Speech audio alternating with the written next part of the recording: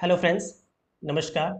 स्वागत है आप सभी का आप सबके हम चल द साइंस टॉप में। आज द साइंस टॉप में हमने जो एक नई सीरीज स्टार्ट की है आपके यूपी पीसीएस से रिलेटेड। ठीक है, इसमें हम आपके 2024 को जो एग्ज़ाम होने वाला है, पता ही होगा आपको। 2024 में जो एग्ज़ाम होने वाला है, जो कि अक्टूबर में या फिर आपके से आने वाले जो भी एग्जामिनेशन 2025-26 जो भी एग्जामिनेशन होने वाला है, उसके लिए पूरी स्टार्ट कर रखी है।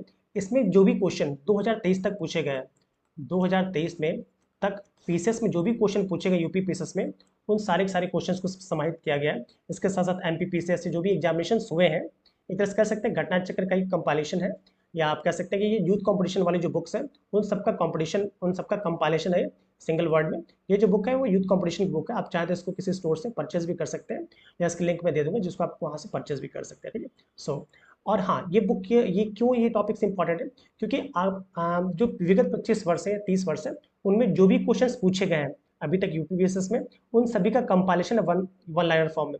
तो आप देखेंगे कि जो पूरा पूरा सब्जेक्ट है वो आधे घंटे में या 15 मिनट में, जितना भी लंबा वीडियो हो, पूरा पूरा आपका रिवाइज हो जाएगा। इनको आप जैसे बार बार आप सुनते हैं तो होगा ये कि सबकॉन्शियस माइंड में आपकी सारे क्वेश्चंस रस बस जाएंगे, जो कि आपके लिए बहुत ही इंपॉर्टेंट होंगे। ठीक है, आइए स्टार्ट करते हैं। जैसे आप जब भी खाना खाएं या फिर बर्तन धो रहे हो, कपड़े धो रहे हो या टहल रहे हो, उस समय का सदुपयोग करने के लिए आप ईयरफोन लगाइए और आराम से इनको सुनते जाइए। विश्वास मानिए कि मैक्सिमम क्वेश्चन यहीं से रिपीट होते हैं। ठीक है, आइए स्टार्ट करते हैं।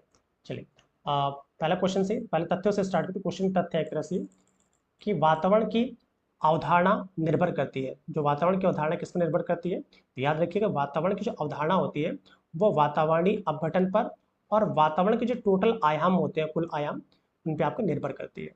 नेक्स्ट क्वेश्चन है, सतत विकास लक्ष्य जिसको हम एसडीजी सस्टेनेबल डेवलपमेंट गोल कहते हैं, हेतु 2030 तक प्राप्त करने का लक्ष्य नहीं है। मतलब आपको पता होगा जो भी सस्टेनेबल डेवलपमेंट के जो 17 गोल हैं उसमें हमारा अंतरिक्ष अनुसंधान का गोल नहीं है। ठीक है, नेक्स्ट क्वेश्चन हमारा, भारत सरकार द्वारा पर्यावरण के परिरक्षण जिसको हम संरक्षण भी कहते हैं अधिनियम कब पारित किया गया था? तो जो पर्यावरण संरक्षण अधिनियम है वो सन 1986 में पारित किया गया था। जैविक एवं अजैविक संगठकों के मध्य बिचौलिया का कार्य कौन करते हैं? तो जो जैविक और अजैविक संगठक है इनके बीच में जो आपके डिकम्पोजर्स होते हैं जिनको हम अपघटक कहते हैं, वही बिचौलिया का कार्य करते हैं। नेक्स्ट, मानव क्रियाओं से प्रभावित होता है। तो आपको पता ही है जो मानव क्रियाएं हैं वो आपकी वातावरण को प्रभावित करते रहते हैं। विश्व पर्यावरण दिवस कब मनाया जाता है? ये तो पैट क्वेश्चन आपको पता ही है कि 5 जून को हमारा विश्व पर्यावरण दिवस मनाया जाता है। नेक्स्ट, राजीव गांधी पर्यावरण पुरस्कार दिया जाता है किस क्षेत्र के लिए? तो स्वच्छ प्रौद्योगिकी एवं विकास के लिए। नेक्स्ट, प्रत्येक वर्ष दिए जाने वाले इंदिरा गांधी पर्यावरण पुरस्कार का आधार होता है, इसका आधार होता है पर्यावरण के क्षेत्र में सार्थक योगदान के लिए पुरस्कार आपका प्रदान किया जाता है। इसमें और आगे देखेंगे, नेक्स्ट क्वेश्चन आप देख रहे हैं कि ग्लोबल ग्लोबल 500 पुरस्कार दिए जाते हैं। तो जो ग्लोबल 500 पुरस्कार हैं वो दिए जाते हैं पर्यावरण के परिरक्षा के लिए, प्रतिरक्षा के लिए। इको मार्क उन भारतीय उत्पादों को दिया जाता है जो इको फ्रेंडली होते हैं, कह सकते हैं पर्यावरण के प्रति महत्वपूर्ण होते हैं, उन्हीं को हम इको मार्क देते हैं। ठीक है, नेक्स्ट हम बात कर रहे हैं, जिस तरह एग मार्क की बात करते हैं तो egg mark mainly agriculture products को दिया जाता है। इस तरह जो इको मार्क है वो किसको दिया जाता है? वो दिया जाता है जो इकोनॉमिकली फ्रेंडली होते हैं उनके लिए, सॉरी इन्वायरमेंटली फ्रेंडली के लिए दिया जाता है। ठीक है, नेक्स्ट देख रहे हैं हम, पर्यावरण अनुकूलन उपभोक्ता उत्पादों को चिन्हित करने के लिए सरकार ने क्या आरंभ किया था? तो इको मार्क को स्टार्ट किया था। नेक्स्ट, विश्व पर्यावरण सुविधा का प्रारंभ कब हुआ था? तो आपका 1991 में इस पर्यावरण सुविधा का स्टार्टिंग हुई थी। अब देखिए, अब आप देख रहे होंगे इसमें जो आपके अलग अलग, ठीक है, अलग अलग आपके जयमंडल हैं और उनके बायोम्स हैं। ये सही आंसर हम देख लेते हैं। जो आपको पता है सिमलीपाल है जो है वो उड़ीसा में है, जो पंचमढ़ी है जयमंडल रिजर्व वो आपका मध्य प्रदेश में है, जो नंदा देवी है वो आपका उत्तराखंड में है, और जो नौकरेक है वो आपका मेघालय में है। आप देखेंगे अगर आपको याद आ रहा हो या आप पेपर दे रहे हो तो यही ऑप्शंस, यही क्वेश्चंस बार बार आते हैं, तो इनको दिमाग में बिल्कुल रचा बसा लीजिए, काम चल जाएगा। नेक्स्ट कह रहे हैं, घटते उत्पादकता, घटते उत्पादकता की बात कर रहा है कि क्रम में पारितंत्र का सही क्रम है। ठीक है, तो जब घटते की बात की जाएगा तो जहाँ सबसे अधिक होगा उत्पादकता उसको हम पहले रखेंगे। ठीक है, तो मैनग्रोव है, फिर घास के मैदान है, फिर आपका झील है, फिर आपका सागर है। तो घटते उत्पादकता के क्रम में ये आपका सही क्रम है। ये देखिए आर में पूछा भी गया है। नेक्स्ट क्वेश्चन हमसे कह रहा है कि एक तरफ आपका वायुमंडल रिजर्व है और दूसरी तरफ क्या है? आपका राज्य है। तो जयमंडल रिजर्व में मानस आपको पता है असम में है, सुंदरबन पश्चिम बंगाल में है, नंदा देवी उत्तराखंड में है, और पंचमढ़ी कहाँ है? मध्य प्रदेश में। देखिए काफ़ी क्वेश्चन इसमें से ऑप्शंस मिल रहे हैं, इसलिए कहा जाता है कि बार बार रिपीट ज़्यादा होते हैं। नेक्स्ट, ये हमको आपको पता होगा जो भी 17 आपके SDG गोल्स हैं उनको किसी न किसी ट्रिक्स के से आपको याद होना ही चाहिए। जो SDG 10 है ये किससे बात करता है? असमानताओं में कमी के लिए। जो SDG 13 है 13 है ये बात करता है जलवायु क्रिया के लिए। जो SDG 14 है ये किसकी बात करता है? पानी के नीचे जीवन के लिए। और SDG जो 15 है वो जमीन पर जीवन की बात करता है। आइए नेक्स्ट देखते हैं हम। पादप प्लवक अधिकता में वृद्धि करते हैं किसमें? जो आपके लिम्नेटिक क्षेत्र होते हैं उन्हीं में अधिकता में वृद्धि करते हैं। पानी का खुला क्षेत्र होता है, तो पानी का खुला क्षेत्र क्या होता है? लिम्नेटिक क्षेत्र आपका पानी का खुला क्षेत्र होता है। देखिए लगातार दोनों बार ही पूछा गया, ठीक है। नेक्स्ट, पोषक स्तर बनते हैं। पोषक स्तर कैसे बनते हैं? खाद्य श्रृंखला में जीवों के संबंध होने से ही आपका पोषक स्तर बनते हैं। पारिस्थितिकी अनुक्रमण के 4 प्रमुख चरण हैं। महत्वपूर्ण चरण कौन से हैं? पहला छीणता, फिर आक्रमण, प्रतिस्पर्धा एवं स्थानांतरण। ये पारिस्थितिकी तंत्र के 4 महत्वपूर्ण अनुक्रमण हैं। नेक्स्ट हम देख रहे हैं कि प्रतिशतता के आधार पर वायुमंडल में सर्वाधिकता पाई जाती है किस गैस की? याद रखिएगा, जो सर्वाधिकता पाई जाती है वो पाई जाती है आपकी नाइट्रोजन गैस की। किस गैस की पाई जाती है? नाइट्रोजन गैस की। आइए नेक्स्ट हम बात कर रहे हैं कि सर्वप्रथम इकोसिस्टम शब्द किसने दिया था? तो जो आपकी एजी टेंसले साहब है उन्होंने ये आपका इकोसिस्टम शब्द को सबसे पहले दिया था। एक स्थलीय पारितंत्र का उपभाग नहीं है, तो जो सागरीय पारिस्थितिकी क्षेत्र है वही आपका स्थलीय पारिस्थितिकी क्षेत्र का मतलब तंत्र का भाग नहीं होगा, उपभाग नहीं होगा। नेक्स्ट, वातावरण प्रभावित होता है, तो जो वातावरण मेनली प्रभावित होता है वो मानव क्रियाओं से प्रभावित होता है। नेक्स्ट, मोनोक्लाइमैक्स या एकल चरम कहते हैं का सिद्धांत किसने दिया था? तो F.E. क्लेमेंट्स ने। किसने दिया था आपका? F.E. क्लेमेंट्स साहब ने इसका प्रतिपादन किया था। नेक्स्ट, समुदाय का संयोजन, संगठन व विकास का उसके पर्यावरण के संबंधों का अध्ययन क्या कहलाता है? इसको कहते हैं हम समपारिस्थितिकी। क्या कहते हैं हम? समपारिस्थितिकी। आइए और आगे देखते हैं। फिर से देखिए SDG गोल सेम वही क्वेश्चन रिपीट हो रहा है आपका कि जो SDG 10 है किस पर डिपेंड करता है आपका? असमानताओं में कमी के लिए। SDG 13 है जलवायु परिवर्तन। SDG 14 है जल के नीचे जीवन। और SDG 15 क्या है? भूमि पर जीवन। फिर देखिए पारिस्थितिकी तंत्र की अवधारणा प्रथम बार किसने दी थी? एजी टेस्ले साहब। देखिए डायरेक्ट रिपीट हो रहा है ये। पारिस्थितिकी तंत्र के लिए सत्य है दोनों ऊर्जा का प्रवाह एवं खनिजों का चक्रण। नेक्स्ट, लोटनिक पारिस्थितिकी तंत्र का उदाहरण नहीं है, तालाब। नेक्स्ट, जीव और वातावरण के बीच पारस्परिक संबंधों का अध्ययन है। जो पारिस्थितिकी होती है वो जीव और वातावरण के बीच में पारस्परिक संबंधों का अध्ययन होता है। सर्वप्रथम आपका गहन पारिस्थितिकी जिसे हम डीप इकोलॉजी कहते हैं, ये शब्द का किसने दिया था? तो अर्निस्ट नेस ने। नेक्स्ट, पारिस्थितिकी तंत्र की संकल्पना का श्रेय किसे दिया जाता है? देखिए 3 बार क्वेश्चन रिपीट हो गए, एजी टेंसले साहब। नेक्स्ट, पारिस्थितिकी निकेत जिसको आला कहते हैं, नीश कहते हैं एक तरह से, की संकल्पना किसने दी थी? तो ग्रीनले ने। किसने दी थी? ग्रीनले ने। नेक्स्ट, कृत्रिम पारितंत्र है, तो आपको पता होगा धान के खेत होगा या फिर आपके एक्वेरियम होगा, या आपके कृत्रिम पारिस्थितिकी तंत्र है। नेक्स्ट, मानव द्वारा रूपांतरित पारिस्थितिकी तंत्र है, कौन सा आपका? कृषि भूमि। रामसर सम्मेलन संरक्षण से संबंधित है, तो आपको पता होगा आर्द्र भूमि से संबंधित है। नेक्स्ट, वह वृक्ष जो पारिस्थितिकी मित्र नहीं है, यूकलिप्टस को आपको पता होगा पारिस्थितिकी तंत्र का दुश्मन कहते हैं क्योंकि बहुत गहराई तक जाता है, पानी को एब्जॉर्ब कर लेता है। नेक्स्ट, वह वृक्ष जो पर्यावरणीय संकट माना जाता है, कौन सा आपका? यूकलिप्टस का पेड़। आइए और आगे देखते हैं। पृथ्वी के सर्वाधिक क्षेत्र पर फैला हुआ पारिस्थितिकी तंत्र है, ये तो पता ही आपको, जो सामुद्रिक पारिस्थितिकी तंत्र है ये पृथ्वी के लगभग 2/3 पर फैला हुआ है। विश्व का सबसे बड़ा पारिस्थितिकी तंत्र कौन सा आपका? समुद्र है, देख लिया आपने। एक पारिस्थितिकी तंत्र की जैव विविधता की बढ़ोतरी के लिए उत्तरदायी नहीं है, क्या? पोषक तत्वों की कम संख्या इसके लिए उत्तरदायी नहीं। भाई जितना ज्यादा बढ़ेगा वो तो पारिस्थितिकी तंत्र इंक्रीज करेगा। नेक्स्ट, प्रवाल विरंजन में सर्वाधिक महत्वपूर्ण कारक क्या है? वैश्विक ऊष्मन। जैसे जैसे टेम्परेचर बढ़ेगा तो जो आपका प्रवाल विरंजन है वो होता रहेगा। नेक्स्ट, पारिस्थितिकी संतुलन बिगड़ता है, कैसे? लकड़ियों को काटने से।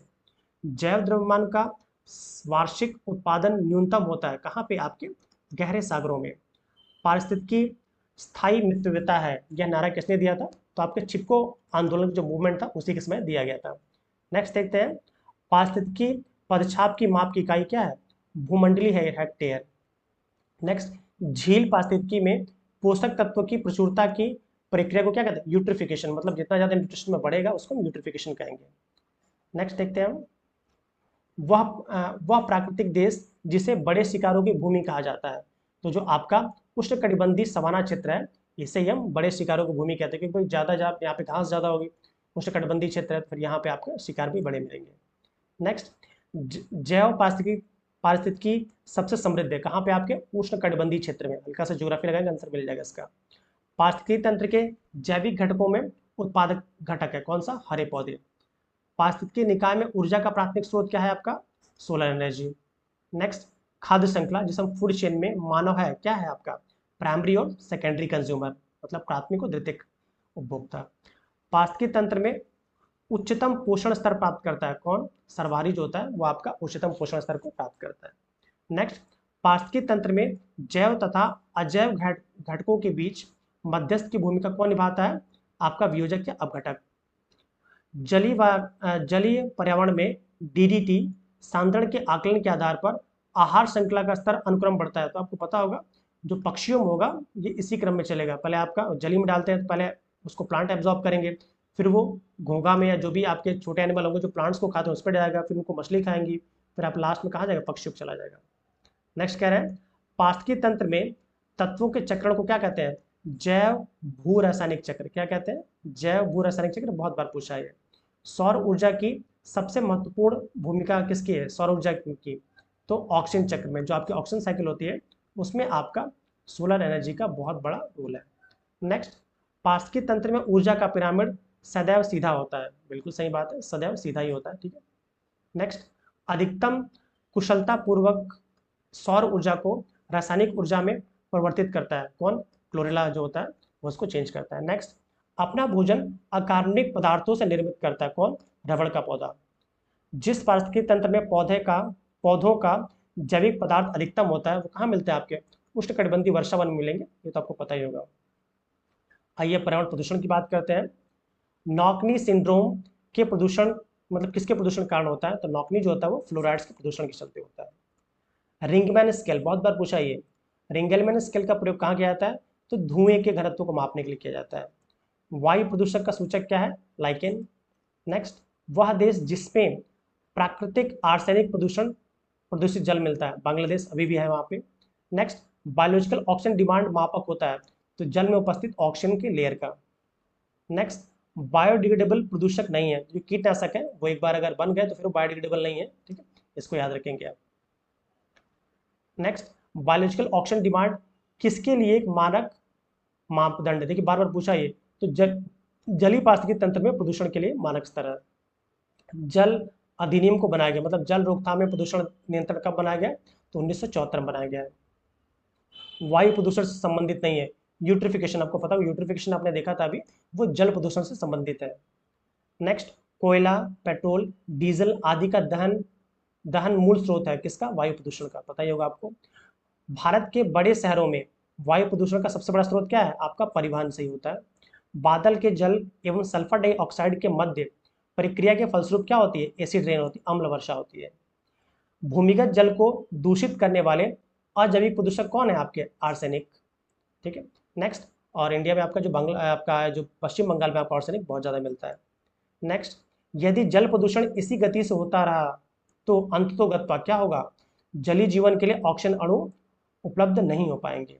नेक्स्ट, निम्नीकरण जिसे डिग्रेडेबल प्रदूषक कौन सा? आपका घरेलू वाहित वन। भाई जो घरेलू वाहित मल है आपका, डिस्पोजल सब्सटेंस है, वो क्या है? वो आपका डिग्रेडेबल है। नेक्स्ट देखते हैं हम, 80 डेसिबल से अधिक की ध्वनि क्या कहलाती है? खतरनाक ध्वनि प्रदूषण। धूल प्रदूषण रोकने के लिए उपयुक्त वृक्ष कौन सा है? सीता अशोक, क्योंकि मैक्सिमम के जो धूल के कण उसको एब्जॉर्ब कर लेता है। नेक्स्ट बोल रहा है हमसे अधिकतम ध्वनि प्रदूषण का कारण क्या है? जेट उड़ान। नेक्स्ट, मानव जनित पर्यावरणीय प्रदूषण क्या कहलाते हैं? एंथ्रोपोजेनिक। बार बार एंथ्रोपोलॉजी से कोरिलेट कर लेगा, एंथ्रोपोजेनिक कहते हैं।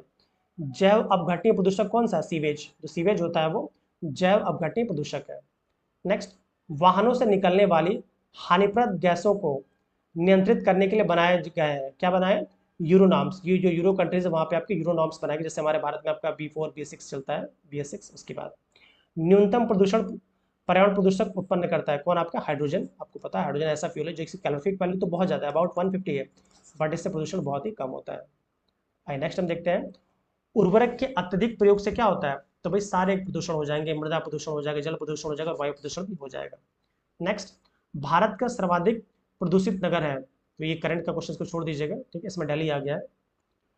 स्वचालित वाहनों से निर्वातक सबसे अविषालु धातक, तो लेड जो होता है वो निकलता है इसमें, मतलब जो भी आपके व्हीकल्स होते हैं, ऑटोमोबाइल्स, कार हो गया, पेट्रोल हो, कार या जो भी पेट्रोल से चलते हैं, डीजल से चलते हैं, उससे आपका लेड निकलता है। जैव निम्नीकरण, जो सीवेज है, देखिए बार बार रिपीट हो रहा है, सीवेज जो होता है क्या होता है, बायोडिग्रेडेबल होता है।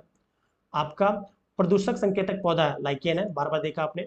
वायु प्रदूषक के जैविक सूचक का कार्य कौन करता है, आपका लाइकेन करता है। वायु प्रदूषक, हाँ, रुधिर वर्षा या ब्लड रेन कहाँ होती है, तो इटली में। ब्लड रेन कहाँ होती है आपकी, इटली में।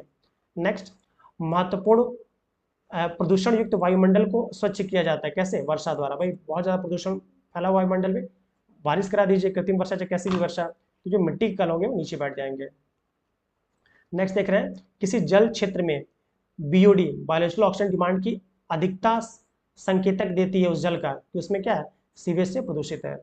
जैविक मरुस्थल किसको कहते हैं हम, दामोदर नदी को। अब देखिए, एक तरफ आपके प्रदूषक है, दूसरी तरफ प्रभाव है। जो कार्बन मोनोऑक्साइड है, इसकी अगर अधिकता बढ़ जाती है तो लीवर और किडनी की क्षति होती है। अगर नाइट्रोजन के ऑक्साइड बढ़ जाते हैं तो कैंसर होता है। धूल के कण बढ़ जाते हैं तो स्वास्थ्य संबंधी रोग होगा। और सीसा अगर लेड की मात्रा अगर बढ़ जाती है तो जो आपका सेंट्रल नर्वस सिस्टम, जिसको हम केंद्रीय नर्वस सिस्टम कहते हैं, वो उस पर प्रभाव पड़ता है। ऊर्जा का वह रूप जिसमें प्रदूषण की समस्या नहीं होती है, भाई सौर ऊर्जा से कोई प्रदूषण होना ही नहीं है। नेक्स्ट, ANQI से क्या तात्पर्य है, नेशनल एयर क्वालिटी इंडेक्स, ठीक है। नेक्स्ट, झीलों में पोषक तत्व की प्रचुरता क्या कहलाती है, यूट्रिफिकेशन। आइए और आगे चलते हैं। जैव विविधता एवं उसका संरक्षण, ये टॉपिक में देख लेते हैं। सतपुड़ा राष्ट्रीय उद्यान कहाँ स्थित है, तो धूपगढ़ चोटी पे। भारत में एक जैव विविधता हॉटस्पॉट माना जाता है पश्चिमी घाट केरल के आसपास के क्षेत्र को। वह पदार्थ जो जैव निम्नीकरणीय है, क्या है, ऊन। वह वृक्ष जो पर्यावरण के लिए खतरा है, देखा था आपने, यूकेलिप्टस। भारत में जैव विविधता हॉटस्पॉट, तो भारत म्यांमार क्षेत्र, जो ऑप्शन वहां पर दिया गया हो, भारत म्यांमार क्षेत्र भी है, सुडालैंड बोलते हैं। नेक्स्ट, एक बायोस्फीयर रिजर्व जो भारत के 3 राज्यों में फैला हुआ है, तो नीलगिरी बायो रिजर्व। खाद्य श्रृंखला में जैविक आवर्धन का कारण क्या होता है, कीटनाशक। इसी के चलते जो आपके कीटनाशकों के चलते आपका जैविक आवर्धन बढ़ता है, जिसको बायो मैग्निफिकेशन कहते हैं। वह जीव समूह जिसकी सर्वाधिक जैव विविधता होती है, कवक की। जैव विविधता के ह्रास के लिए सर्वाधिक महत्वपूर्ण कारक क्या है, प्राकृतिक वास का विनाश। भारत का बायोडाइवर्सिटी हॉटस्पॉट नहीं है, तो विंध्य क्षेत्र जो है इसका भारत का बायोडाइवर्सिटी हॉटस्पॉट नहीं है। जैव विविधता के संदर्भ में भारत में हॉटस्पॉट माना जाता है, तो उस क्षेत्र की बात की जा रही है, तो उस क्वेश्चन में आपका अंडमान निकोबार द्वीप समूह होगा, फिर पश्चिमी घाट हो जाएगा, सोडालैंड का क्षेत्र हो जाएगा, इससे, ठीक है। नेक्स्ट, पर्यावरण के संदर्भ में भारत में पाए जाने वाले हॉटस्पॉट कौन से हैं, पूर्वी हिमालय श्रृंखला, पश्चिमी घाट, ये ऑप्शन में होगा। नेक्स्ट, भारत में जैव विविधता की दृष्टि से संतृप्त क्षेत्र कौन सा है आपका, पश्चिमी घाट जो है सबसे ज्यादा आपका रिच है इस क्षेत्र में। सर्वाधिक जैव विविधता कहाँ पाई जाती है, तो साइलेंट वैली या शांत घाटी में। विलुप्त के संकट से ग्रस्त जीव जंतुओं से संबंधित क्या है, रेड डेटा बुक। भारतीय संसद द्वारा जैव विविधता अधिनियम पारित किया गया था, कब, दिसंबर। जैव विविधता अधिनियम है, पर्यावरण संरक्षण नहीं है। जो पर्यावरण संरक्षण अधिनियम है वो तो आपका 1986 में, याद रखिएगा, ये हमारे क्या है, जैव विविधता अधिनियम है, कब पारित किया गया था आपका, 2002 में। आइए और देखते हैं हम। राष्ट्रीय जैव विविधता अथॉरिटी का मुख्यालय कहाँ है आपका, चेन्नई में। जैव विविधता को अधिकतम संकट किससे है, प्राकृतिक निवास तथा वनस्पतियों के विनाश से। जैव विविधता के ह्रास का मुख्य कारण क्या है, प्राकृतिक आवासीय विनाश। ब्रह्म कमल जिसे प्राकृतिक रूप से कहाँ मिलता है, फूलों की घाटी में, ठीक है। नेक्स्ट, संयुक्त राष्ट्र के जैव विविधता दशक के रूप में कब घोषित किया गया था, क्वेश्चन आपका करंट का छोड़ दीजिए इसको। नेक्स्ट, वायुमंडल में उपस्थित गैसों के कारण पीतल फीका पड़ जाता है, तो हाइड्रोजन सल्फाइड जो होती है, इसी के चलते पीतल आपका फीका पड़ जाता है। ग्रीन हाउस गैस नहीं है, ठीक है। तो जो ऑर्गन है आपकी ग्रीन हाउस गैस नहीं है, जो ऑर्गन की मात्रा की बात करते हैं तो अबाउट 0.18% आपकी नेचर में मिलती है ये। नेक्स्ट, एक भौगोलिक इकाई जो पानी को इकट्ठा करती है, भंडारण करती है एवं पानी छोड़ती है, उसे क्या कहते हैं, जल विभाजक। क्या कहते हैं हम, जल विभाजक। नेक्स्ट, धुआं में आंखों को प्रभावित करने वाला शक्तिशाली उत्तेजक कौन सा है, पैरा एसिटिल नाइट्रेट। क्या बोलते हैं, पैन या पैरा एसिटिल नाइट्रेट। नेक्स्ट, धान के खेतों से एवं दीमक की बाम्बी से उत्सर्जित क्या होता है, मीथेन गैस। हरित गृह प्रभाव है भाई जो ग्रीन हाउस गैस क्या है, जो आपका ग्लोबल वार्मिंग से कोरिलेट करता है, वैश्विक ताप से। ग्लोबल वार्मिंग को कम करने हेतु प्रयत्न करने के लिए देशों के बीच एक समझौता कौन सा आपका, Kyoto protocol. Next, green house गैसों में शामिल नहीं है, तो आपको पता है, देखिए ऑप्शन बार बार रिपीट कर रहा है आपका। तो ग्रीन हाउस गैसों में आपका हाइड्रोजन शामिल नहीं है, इसमें आपका मीथेन हो जाएगा, CH4 हो जाएगा, आपका CO2 हो जाएगा, कार्बन मोनोऑक्साइड हो जाएगा, आपका फिर नाइट्रोजन डाइऑक्साइड, ये सब है, ठीक है। आइए और आगे देखते हैं। तो नेक्स्ट क्वेश्चन हमसे कह रहा है कि हरित गृह प्रभाव के वातावरण में परिवर्तन होता है क्या। तो हरित जो आप ग्रीन हाउस इफेक्ट बढ़ेगा, तो वायुमंडल में जब CO2 की सांद्रता बढ़ेगी तो आपका ग्रीन हाउस इफेक्ट इंक्रीज करेगा। पर्यावरण में ग्रीन हाउस प्रभाव में वृद्धि होती है, तो CO2 की जब इंक्रीज होता है तो ये भी इंक्रीज करेगा। ग्रीन हाउस प्रभाव मुख्यतः घटित होता है, तो वायुमंडल में CO2 की सांद्रता बढ़ने के कारण। ये ग्रीन हाउस गैस नहीं है, तो ग्रीन हाउस गैस हाइड्रोजन भी नहीं है, ऑक्सीजन भी नहीं है। सर्वाधिक ताप उत्पन्न करने में योगदान नहीं देता है, मतलब जो आपका जो ग्रीन हाउस गैसेस कौन सी नहीं है आपकी, तो आपका सल्फर तथा जो नाइट्रोजन के ऑक्साइड है, ये नहीं है। नेक्स्ट, वैश्विक तापन के लिए सर्वाधिक उत्तरदायी गैस है, तो कार्बन डाइऑक्साइड और मीथेन, ये दोनों ही आपके सर्वाधिक उत्तरदायी गैसें हैं। अगर ऐसे ऑप्शन में आता तो जो आपका जलवाष्प होता है, जलवाष्प, तो जलवाष्प इसका सही आंसर हो जाता है। नेक्स्ट, भूमंडलीय तापन का कारण क्या है, तो कार्बन डाइऑक्साइड में वृद्धि। वायुमंडल में मीथेन उत्सर्जन का सूत्र है, स्रोत क्या है, जो आपके वेटलैंड्स हैं, आर्द्र भूमि है, वहाँ से मीथेन बहुत ज़्यादा निकलता है, और यही एक रीज़न है कि मीथेन को मार्स गैस भी कहते हैं, और दलदली भूमि को क्या कहते हैं, मार्स कहते हैं। आइए और आगे देखते हैं हम। ग्रीन हाउस गैसों में वह गैस जिसके द्वारा ट्रोपोस्फियर में ओजोन प्रदूषण नहीं होता है, तो कार्बन मोनोऑक्साइड से ग्रीन हाउस गैसेस, मतलब ग्रीन हाउस गैस तो है बट ये ओजोन लेयर को डिप्लीट नहीं करती है। नेक्स्ट, ग्रीन हाउस गैसों के उत्सर्जन में जिस देश का सर्वाधिक योगदान है, चाइना है आपका टॉप पे। विश्व में ग्रीन हाउस गैसों में भारत का अधिभाग कितना है, तो ये क्वेश्चन पुराना छोड़ दीजिए, ये भी छोड़ दीजिए, ये भी छोड़ दीजिए, ठीक है, ये आपके करंट से क्वेश्चन रिलेट कर रहे हैं। नेक्स्ट, पृथ्वी पर वायुमंडल मुख्यतः तप्त होता है, तो पता ही होगा आपको, जो आपके हाई वेवलेंथ की जो स्थलीय किरणें होती हैं उन्हीं के द्वारा। जलवायु परिवर्तन पर अंतर शासकीय पैनल पैनल को कब स्थापित किया गया था, तो 1988 में। जलवायु परिवर्तन का क्रायोजेनिक संकेतक प्राप्त किया जाता, तो आइस कोर से। सर्वाधिक आर्थिक सर्वेक्षण में पहली बार धारणी विकास और ज्वालामुखी परिवर्तन का नवीन अध्याय कब जोड़ा गया था, तो सन 2011-12 में। ग्रीन हाउस गैसें ओजोन परत का क्षरण एवं प्रदूषण के लिए सभी है, ये सभी जलवायु प्रदूषण के लिए अनिवार्य, परिवर्तन के लिए अनिवार्य है। नेक्स्ट, भारत की जलवायु परिवर्तन पर प्रथम राष्ट्रीय क्रिया का आयोजन कब किया गया था, तो 2008 में, बहुत इंपॉर्टेंट है, ठीक है। नेक्स्ट, भारत के राष्ट्रीय जलवायु परिवर्तन कार्य योजना के 8 मिशनों में शामिल नहीं है, तो इसमें आपका जो नाभिकीय शक्ति इसमें शामिल नहीं है।